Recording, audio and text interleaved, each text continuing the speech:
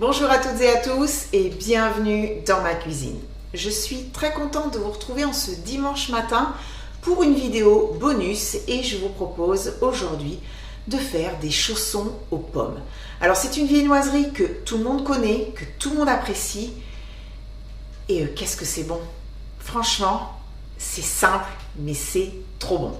Alors moi je ne vais pas faire mes chaussons en forme arrondie comme on peut les trouver dans une pâtisserie, mais plutôt en forme rectangulaire, un petit peu à l'américaine. Mais bon, peu importe la forme, le principal c'est que ce soit bon et je peux vous dire que ça va être super bon. On va commencer par regarder les ingrédients qui sont sur mon plan de travail. N'oubliez pas que vous pouvez retrouver la liste complète ainsi que les quantités notées dans la barre d'informations. J'espère que ça va vous plaire. Vous êtes prêts ? Allez, c'est parti, on y va.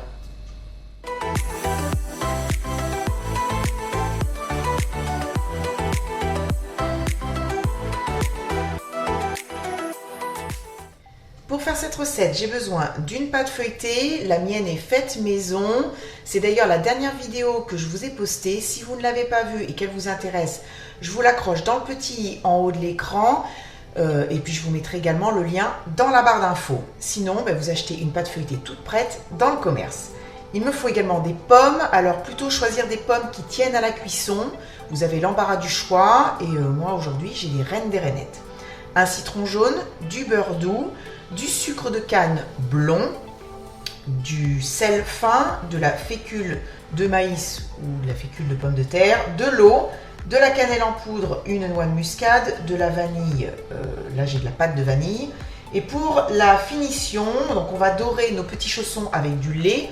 On peut bien sûr battre un œuf, mais je trouve vraiment que c'est du gâchis parce qu'on n'utilise jamais cet œuf en totalité. Et le lait, ça fonctionne très bien. Et puis du sucre auquel j'ai mélangé un petit peu de cannelle en poudre. Première étape de la recette, ça va être de peler les pommes, d'enlever le trognon et les pépins et de les couper en morceaux de taille moyenne. Alors je vais faire ça hors caméra parce que c'est pas vraiment très intéressant. Et je vous retrouve dès que j'ai terminé. J'ai posé une grande casserole sur ma plaque à induction qui pour le moment n'est pas allumée. Je vais verser les dés de pommes.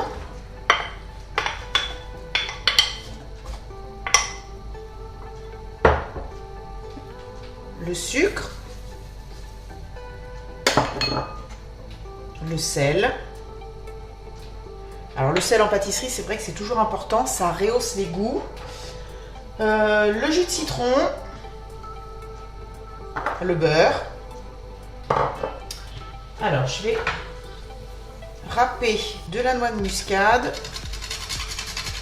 Alors, pas trop parce que c'est quand même un peu fort. De la cannelle, donc là c'est pareil, je vais y aller tout doux parce que j'aime bien la cannelle mais à petite dose. Si vous aimez ça, n'hésitez pas à en mettre plus. Et si vous n'aimez pas, n'en mettez pas. Voilà, vous pouvez juste mettre de la vanille. Alors, moi j'ai une pâte de vanille, j'aime bien. On a les petits grains de vanille à l'intérieur, mais on peut utiliser voilà, de la vanille liquide ou une demi-gousse de vanille, voire une gousse, mais une demi, je pense que ça suffirait. Voilà, on l'ouvre dans la longueur, on gratte les graines et puis on les ajoute à l'intérieur. Je vais allumer la plaque et je vais mettre sur un feu moyen. Le beurre est totalement fondu, ça sent très bon. Alors je vais faire cuire mes pommes, alors pour le temps je ne sais pas trop, peut-être une dizaine de minutes. Il faut qu'elles soient fondantes et puis que le jus est réduit quand même un peu. Donc je vais faire cuire sur un feu relativement moyen avec une jolie ébullition à découvert. Et puis on se retrouve tout à l'heure pour la suite. Voilà, j'arrive à un petit peu moins de 10 minutes de cuisson, ça va être quasiment bon. Donc je vais baisser le feu au minimum. Je vais mélanger l'eau avec ma fécule de maïs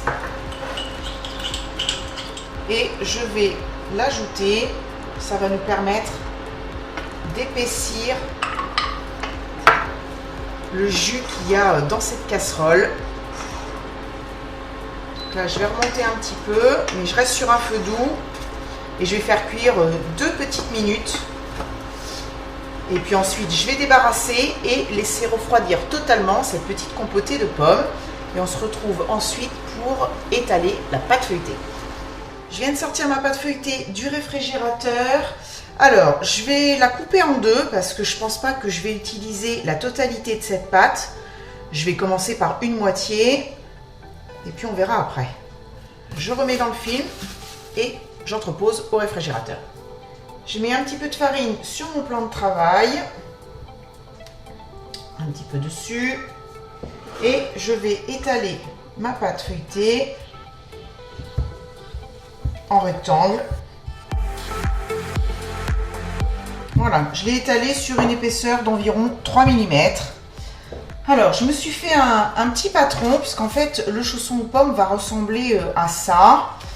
12 cm de large sur 14 cm de haut.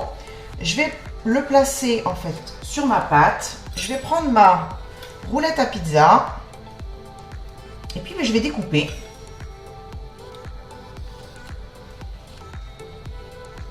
Voilà, le premier rectangle est fait. Je vais le poser sur ma plaque pour le moment où j'ai mis du papier cuisson et je continue. Donc j'ai obtenu 4 rectangles de pâte avec la moitié de ma pâte feuilletée tout à l'heure. Je vais en faire un pour vous montrer, puis je ferai les autres hors caméra. Donc, je vais prendre de l'eau et je vais en passer comme ça tout le long. C'est ce qui va permettre de coller la pâte entre elles. Je vais prendre mes pommes qui sont bien refroidies. Là, elles sont totalement froides. Donc plutôt sur la partie du bas. Voilà. Et je rabats. Je commence à presser avec mes doigts. Je vais prendre ensuite de la farine, je vais tremper une fourchette dedans et puis je vais appuyer pour bien souder. Voilà, le premier est fait, je vais faire les 3 autres et je vous retrouve tout de suite après. J'ai terminé, je vais entreposer mes chaussons aux pommes au réfrigérateur pour que la pâte feuilletée puisse se raffermir et soit bien froide avant de les enfourner au four. Je vais d'ailleurs préchauffer mon four à chaleur tournante à 200 degrés.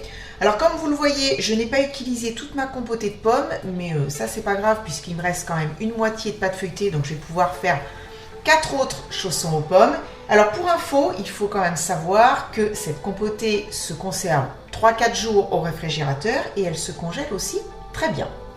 Dernière étape avant la cuisson, alors juste pour vous préciser une petite chose, vous pouvez très bien reprendre votre roulette à pizza et puis donner un petit coup de propre au niveau des bords pour que ce soit bien droit. Moi je ne vais pas le faire parce que c'est du fait maison et on n'a pas besoin que ce soit parfait. Alors je prends mon pinceau à pâtisserie et je vais badigeonner comme ça de lait. Donc comme je vous le disais, on peut utiliser un œuf battu. Je vais maintenant saupoudrer sur le dessus mon sucre à la cannelle. Je vais faire un petit trou au milieu pour permettre à la vapeur de s'échapper et je vais enfourner à 200 degrés pendant 25 minutes et je vous retrouve tout à l'heure dès la sortie du four. Et voilà, tout juste sorti du four. Ils sont magnifiques, ça sent très très bon. Par contre, il y en a un qui s'est ouvert. Je l'avais certainement pas soudé comme il faut. C'est pas très grave, comme je vous dis, c'est du fait maison. Je vais les laisser refroidir 20 bonnes minutes et je vous retrouve pour la dégustation. Allez, je goûte. C'est parti.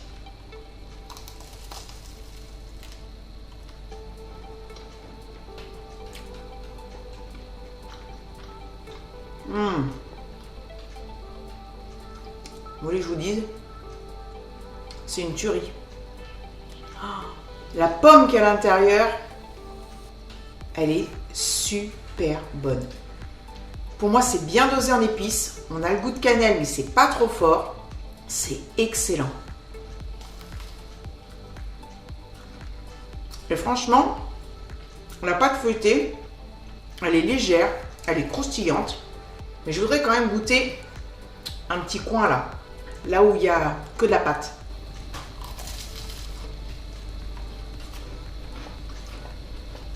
Vous entendez? Ça croustille bien. Bah, je suis super contente.